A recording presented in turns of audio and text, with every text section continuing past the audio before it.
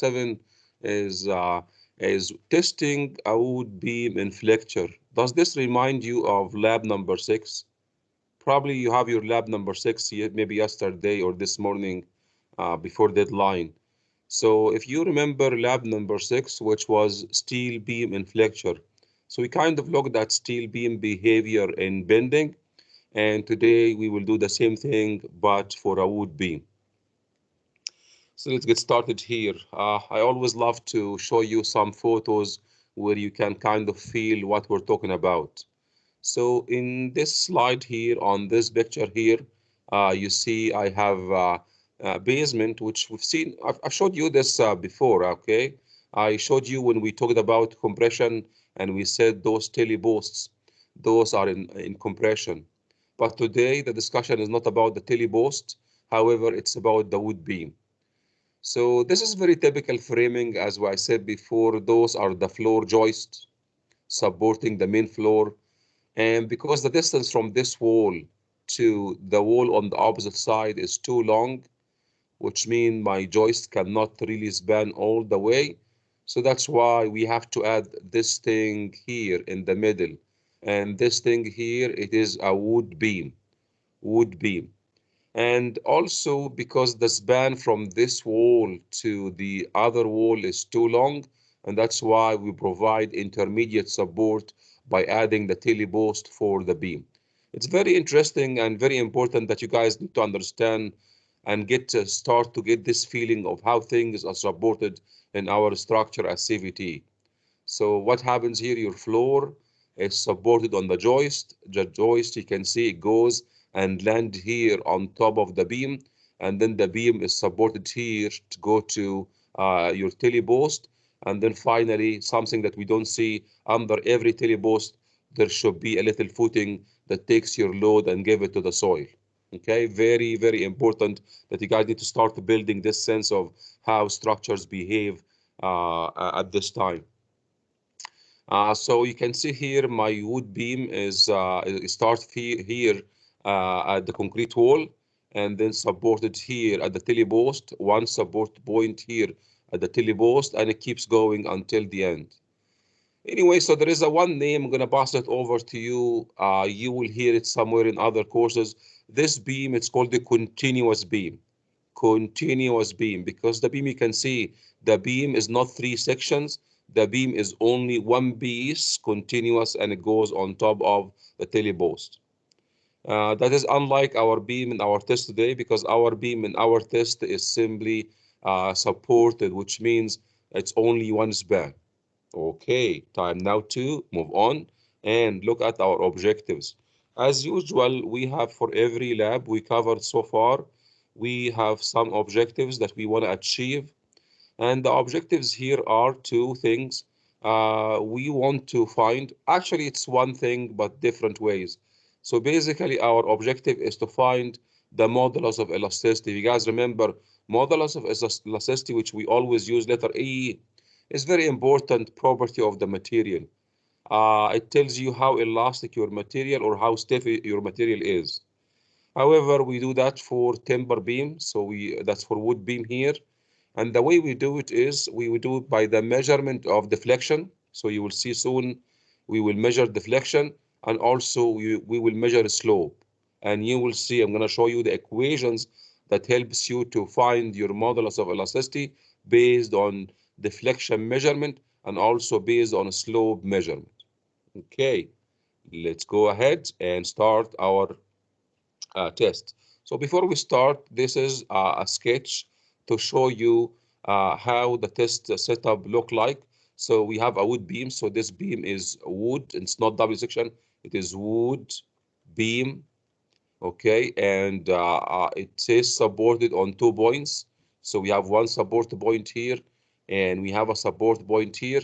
And this makes our beam simply supported. One span, two supports, we call it simply supported.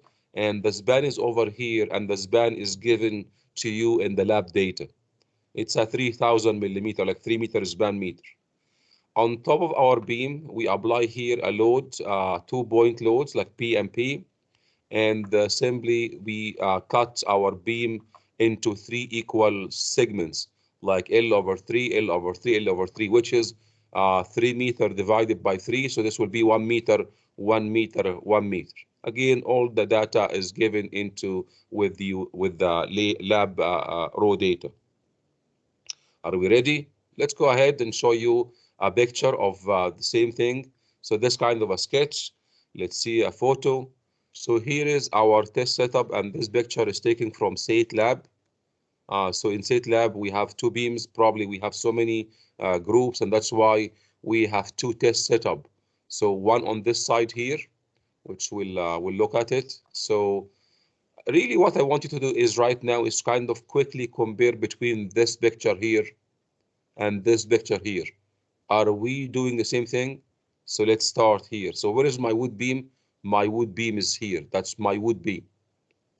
Now, where the beam is supported, you can see here we have one support point here on this horse, and also we have one support point here on this horse. Okay, so you can see my beam is 3 meter span, supported on two horses. Now, where is the load? Anybody can see the load? So the load is simply not really by a machine, rather than by adding some weights on a bracket. You can see here we have kind of a wire or rod that is hanging from the beam. And then at the very end here, we have a blade. Maybe this picture is better. Okay, so let's look at the zoom here. So here we have our blade. And then we have here, this is rod.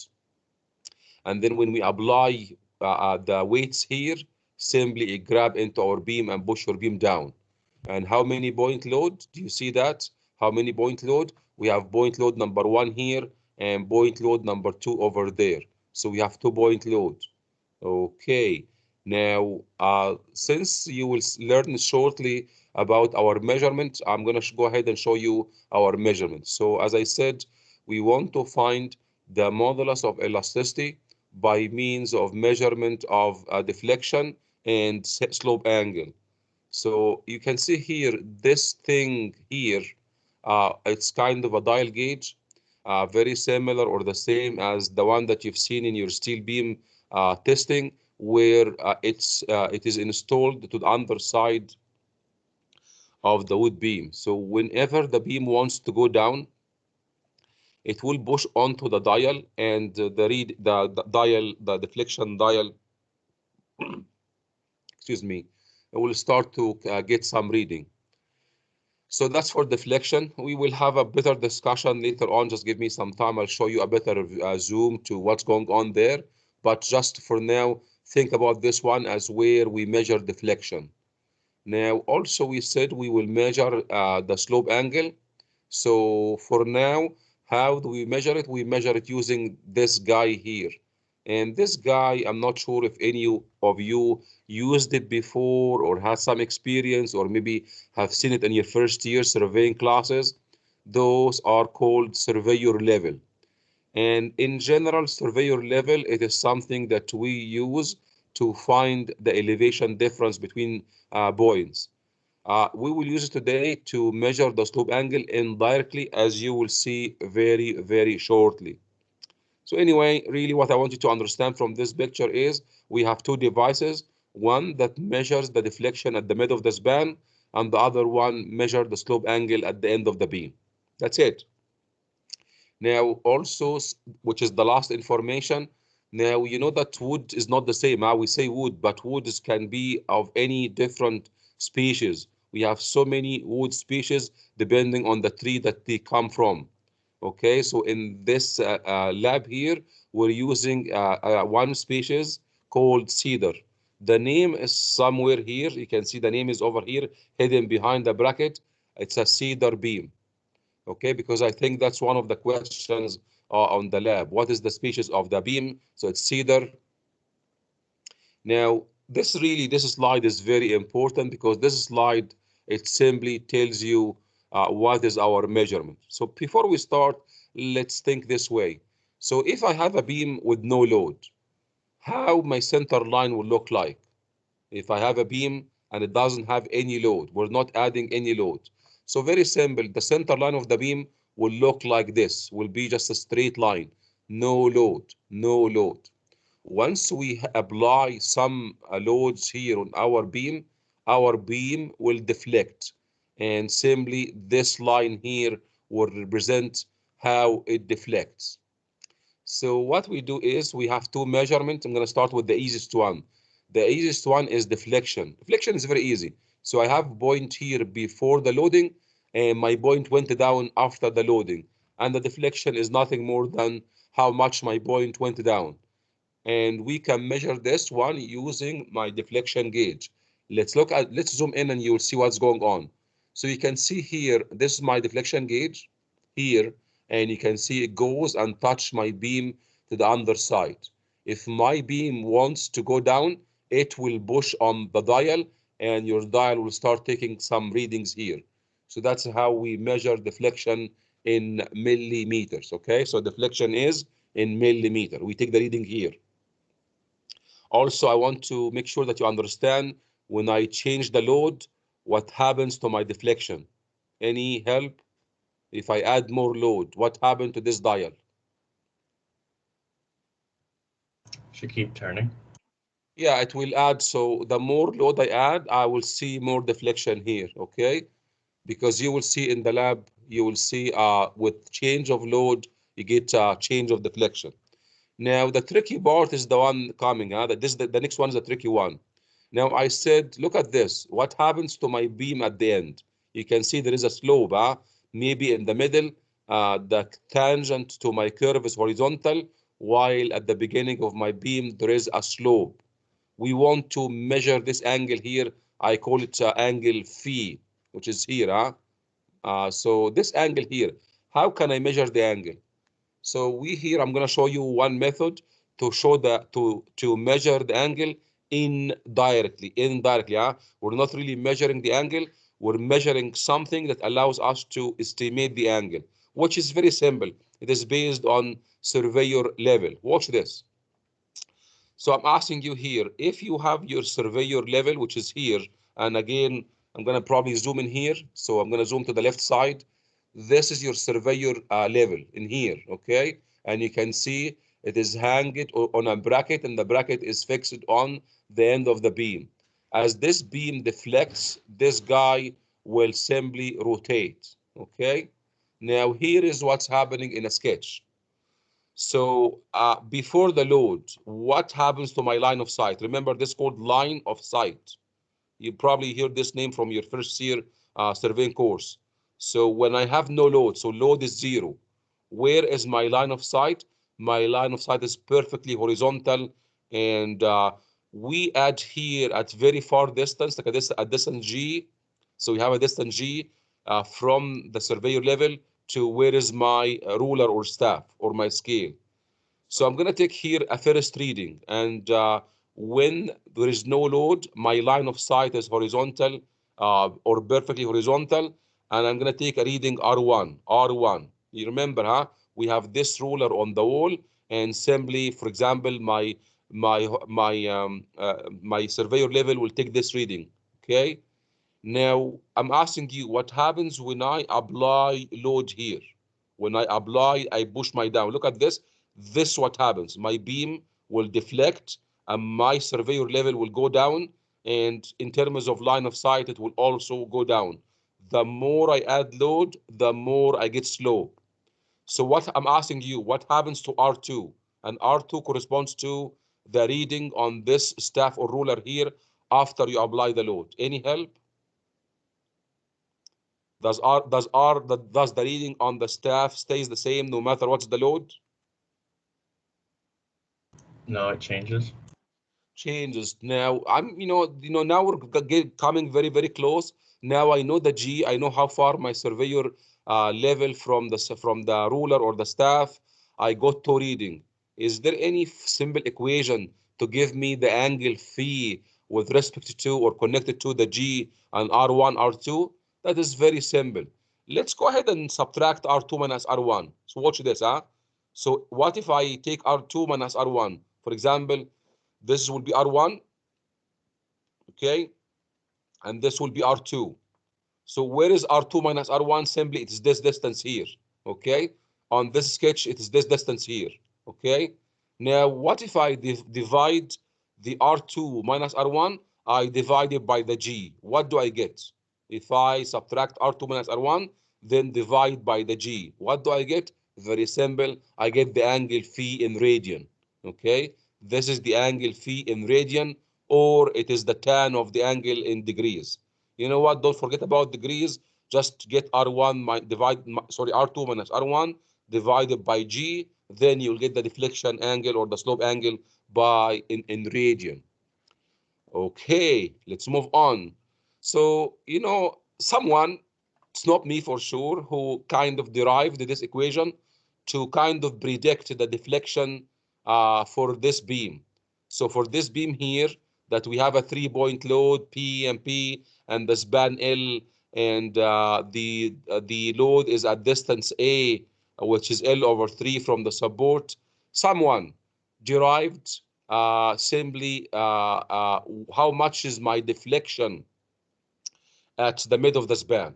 Okay, so you can see here my deflection or my delta, that's deflection, is equal to my load. Okay, my load, how much load I'm adding, multiplied by A, which is how far my load from the support, and capital L here or uppercase L is the span, and again A here is one more time, and then finally down here we have 6 constant, and then E is the modulus of elasticity, and then I. Anybody remember what I stands for from lab number 6?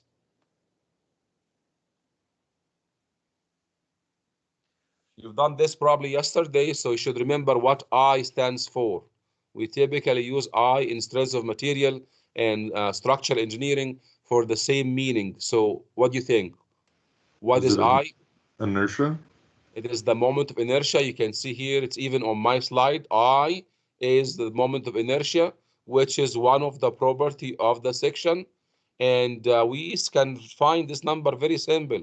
What we have to do is, if that's the cross section of my beam, which is simply almost a square, I'm going to go back to here. You can see my beam has a width and depth. So those are the cross section of my beam.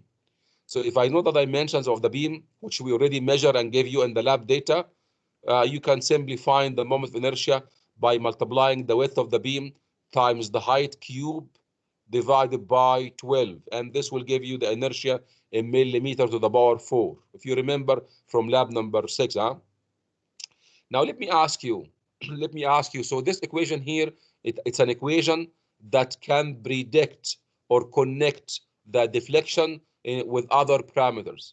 Let's see if we can use the same equation to find the modulus of elasticity. So I'm asking you, what if we measure deflection?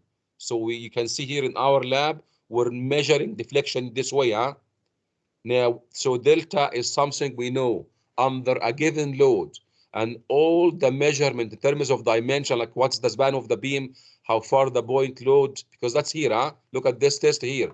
The span of the beam we can measure the A, which is here. This distance is your A, which is L over 3. I'm asking you right now, can I find and estimate the value of the E? I think there is no change. All you have to do is you simply reorder the terms of this equation. So those are the same. Those two equations are the same. Just here we're solving for the E. So very simple. You can see if in order for us to find the E, we just take the load, one load, not all of them, because we're giving you different measurement. Like we give you a load and deflection, a load and deflection in one table. So you have to pick one load, multiply it by the A, and then you just substitute in this equation with the value of your delta and the E that you estimate from for your section. Then you can estimate the value of the E. Does it make sense? Are you following? Yep.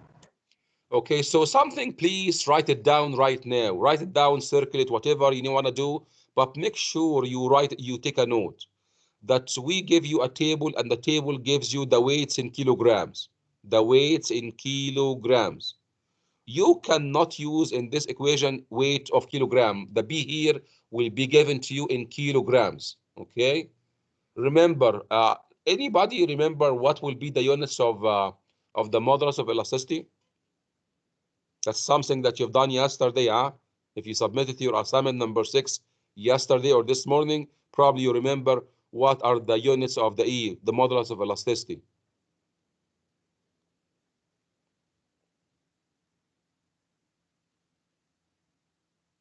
Nobody remembers? Anyway, so the modulus of elasticity will be measured in Newton per millimeter square, which means if I want to find my E in Newton per millimeter square, which is MPa, so in this case, everything on the right side must be in Newton and millimeter units. So that's very simple. You know, the A is 1,000, the L is 3,000, the I will be in millimeter, the delta will be in millimeter. The only thing which is not compatible is the P, where the B is given to you in kilogram. Here is the answer. If you multiply the P in kilogram times 9.81, which is on my slide here, so very simple. You take the weight that we give to you or the load, you multiply times 9.81. And what is 9.81? Anybody knows what is 9.81? That's not very difficult. Acceleration due to gravity? Exactly. This is the gravity acceleration. So you turn the mass into simply a force in newtons. Okay, very simple. So for example, if I give you a load of 10 kilogram, so 10 kilogram is simply 98.1 newton. Okay, now let me show you another thing. We can see here some math. Again, don't worry about the derivation of this. Someone, amazing people derive this equation.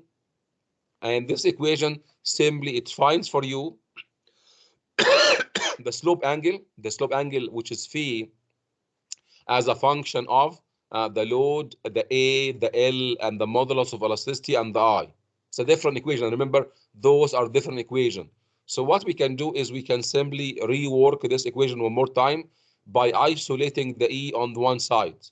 So we're trying here to find the value of the V. Remember, those are the same, huh? These equations are the same, no change, just reordering. So what happens here is, yes, I can simply find the value of the E if I know the load and I know the A and the L and the moment of inertia. And then finally, if I'm able to measure the slope angle, which we already did, for every load, we simply have to take R2 minus R1 divided by the G. This will give us the angle in radian, which is here. I remember this here, eh? So delta R, so R2 minus R1 divided by G, this will give you the phi in radian. Once you know the phi in radian, then what happen is you can find the E. However, I need to remind you, because something probably I don't know if you guys got your lab number 6 right, but probably there was some, sorry, your 5. There was some problems with the units. So please pay attention to the units. So one more time here, the P will be given to you in kilogram. Just multiply times 9.81. You get your P in Newton. Then you can see A in millimeter. The difference between the A and L is in millimeter. And then down here, the moment of inertia is millimeter to the power 4. The phi in radian, and radian is unitless. Remember, radian is unitless, no units. So then finally, you will get your E in Newton per millimeter square, which is MPa. Okay, so this is our last slide, and you will see, I'll show you how simple you can solve your lab. Before I start, I need to ask you something. Try as much as you can to use Excel for lab number 7, lab number 8. So don't you do like manual calculation, just to use Excel. I know that you guys study Excel in your state courses, and it will help you a lot in this lab. It's a good time to apply Excel for those 2 labs, lab number 7, lab number 8. And that's exactly what I did here. I simply use Excel to find for you the answers. I know some of you will say, okay, Tahir, are you giving us the lab answer? It's because you can see on my screen, this is your data sheet that is given to you, where we give you the load in kilogram. We also give you the deflection measurement, and we give you the reading on the staff. We give you the reading of this on the staff. Now, and what I did is I simply do the calculation when the load is equal to 10. Am I giving you the answer of the for the lab? Not really, huh? Really, this will help you a lot, but we're asking you to find the modulus of elasticity not based on this load here. So you will see in the lab, the table will go on and on until you go here to a load of 20 kilograms. So you wanna do the calculation based on load of equal to 20. So why I'm doing this? Because simply I want you to look at my sample calculation where I'm using here load equal to 10, and I'm using here deflection, which is this number here, corresponds to deflection so to load equal to 10, and I'm using R2, which corresponds to so the load equal to 10. So, and I did the calculation. So if you are able to program your Excel to give you the same number as I do have on my screen, it means your Excel is set up. So then all you have to do is you change this number to 20, which is your load, and you change this to the reading down here in the table, which is your reading 2 corresponds to 20, and then finally also change the 4.18 into whatever the deflection in the table corresponds to your 20. And what happened is Excel is beautiful. It will simply recalculate everything for you here and gives you the modulus of elasticity, the new numbers, which will be very close, not the same, very close to what I have here on my screen. So as I said, I see this a great help because as I said, do it on Excel, make sure that you get all these numbers. For example, how much is my moment of inertia? How much is my area? How much is my angle and so on. Once you match with my numbers, it means your Excel is working, and all you have to do is, as I said, you change the load and the deflection on R2, and this will give you the new values for the E, which you use in your lab. Are you guys following or you're lost? Are you following? I'm following. Okay, so you can see here, I'm gonna also one more time, we'll just iterate one more time to show you how we do the calculation. First of all, very important, very, very important.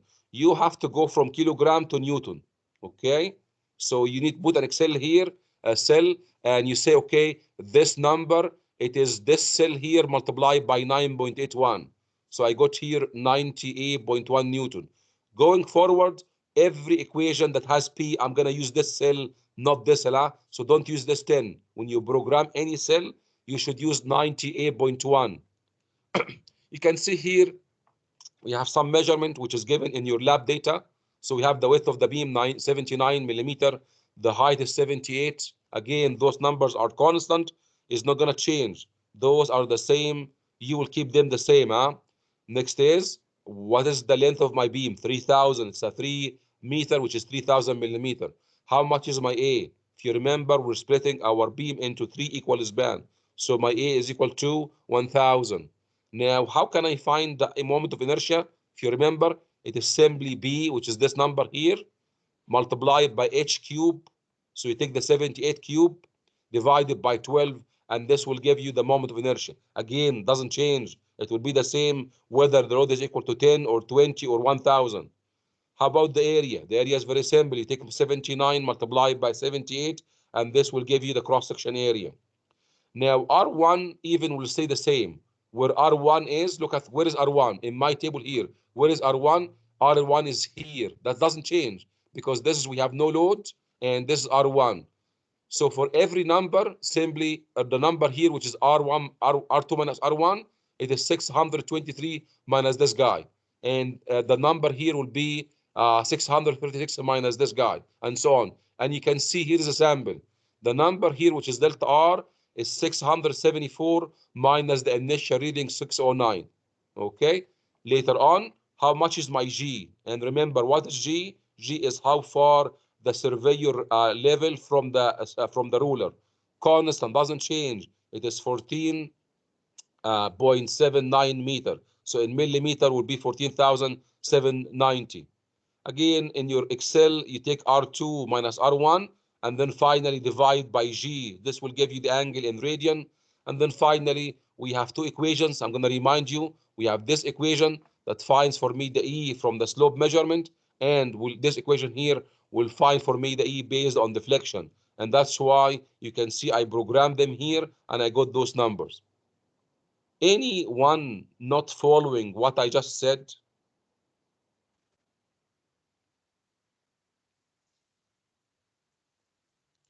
Okay, so again, since no complaint, I'm assuming that you guys are following. So I'm gonna go quickly and switch to my lab. So here is my lab data. All the numbers that I talk about it are there. For example, the G, and then the width of our beam, the height, the span, the A, the initial reading. So all numbers are there. And then we have a table, and this table gave you for every load, you get deflection. You'll get deflection for every load, and you get an R2 measurement. So what I did is I simply did all the calculation based on this load and the corresponding deflection and slope. But in the lab is asking you to find, let's look at the lab. So the lab is asking you to find the E based on the maximum load. So if you give me my numbers, you will get 0. What you want to do is you want to calculate your E from this set here, okay? Please, so this was my sample calculation, and this was what you are required to do. You should find your E from the 20 kilogram readings, okay? And so look at the lab. So the lab starts with a very simple question here, which is simply is asking you, can you draw for me a relationship between your load in kilogram and then the center line deflection? That is easy. Watch this. When we had 0 and 0, when we have no load, we have no deflection. When we have 20, we have 8.4. And watch this. So we start here from 0 and 0. So my curve will start here, and then it will go 20 kilogram and about 8.4 millimeter. So this will be my curve, okay? And then also you want to draw a relationship between your uh, load and the delta in R. So you guys remember that you are able to fill this table. For example, delta R at 20. Any help? I need some help. Anybody can give me the delta R at 10? Delta R at 10. So I need someone to help me with 674 minus 609. That should be 65. Is that right? Yeah.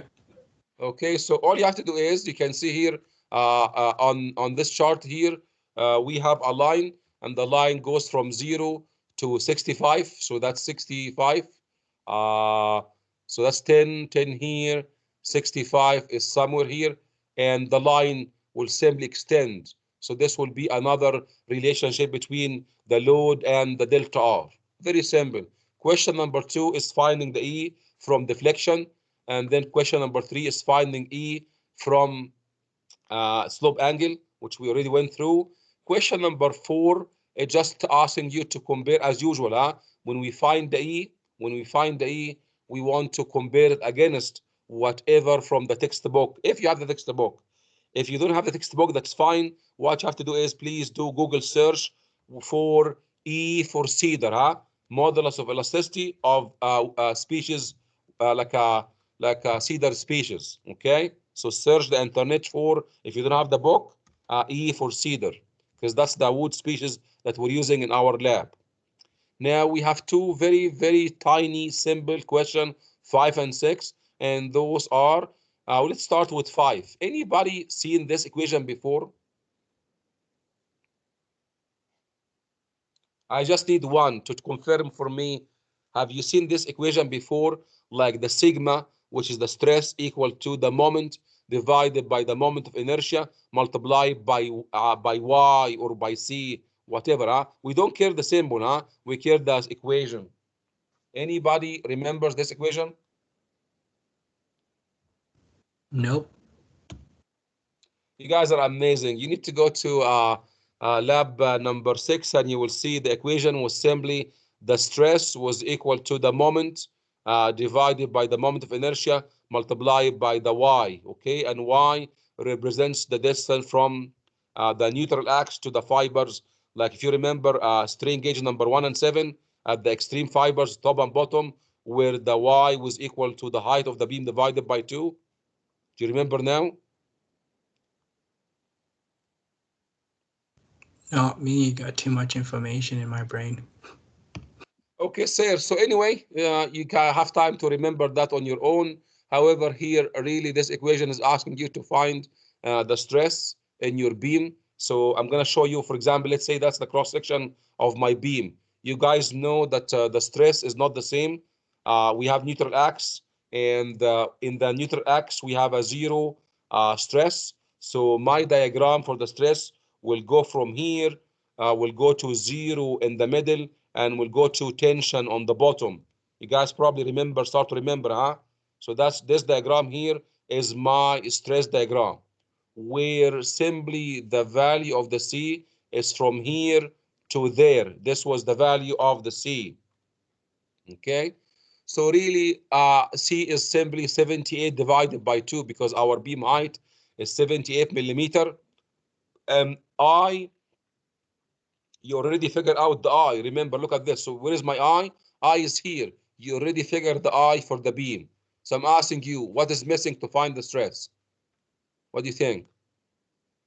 What is missing to find the stress?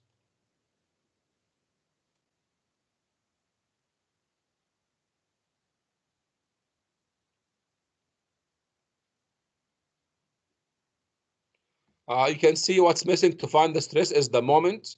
And you need to show, I need to show you the moment diagram. So this is my beam. And if you apply 2-point load, my moment diagram will be simply, will look like so, huh?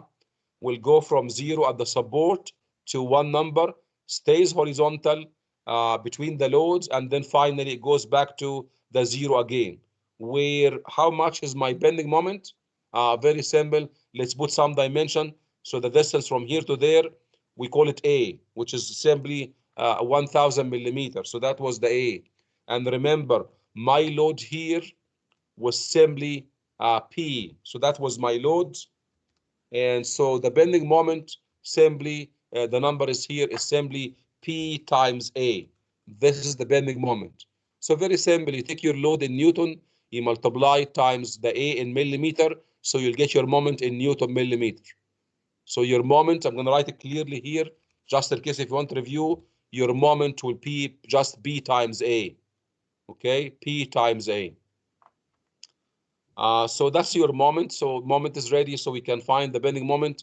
On my slides, there is sample calculation. So I give you here the moment. So the moment is here, and I estimated my bending stress. So it happens to be 1.22 MPa. Okay, dokie. Now, next is, our last is, we want to calculate the shear. So we're trying here on question number 5, we want to find the shear stress. Without any details, the shear can be estimated from this equation here, which is 3/2 multiplied by the V, and the V is your shear force divided by the A, where A is the cross-section area. So looks like everything is ready because your A is simply your 79. So this will be your A, okay? If I mark this one here, simply the yellow is your area, which is 79 times 78. So really what's missing to find the shear stresses is the shear force. So very simple, the shear force here is equal to your P, okay? The shear force is equal to the B. And if you want to ask why, I'm going to draw for you how the shear force diagram for this beam. So here is my beam. It goes at the support, it goes to the B, it goes horizontal until you find the point load, then it goes to 0 and it stays 0 between the loads, and then it goes here to minus P and it goes to horizontal until the support, and then it goes back to 0 with maximum value of shear. This number is equal to P, okay? So this one here is your shear diagram, and this one here is your bending moment diagram. I think I'm done for this lab. So what we will do is, I'm going to ask you if you have any question first. Probably you think that this is too much information, as some of you said. So you still have time to review and make sure that the lab makes sense for you. And it doesn't mean that I'm not going to see you anymore, because as I said, this is our last meeting in the year, last lab, because we're teaching you today lab number 7, lab number 8. But I'm still available for you until your last submission of your lab. Okay. So you can ask me questions as much as you want by email, by AMS Teams. Anyone has any question for now before we break? Okay, you guys are very quiet, so I will just assume that you're fine. I will stop the recording and simply I will see you in 10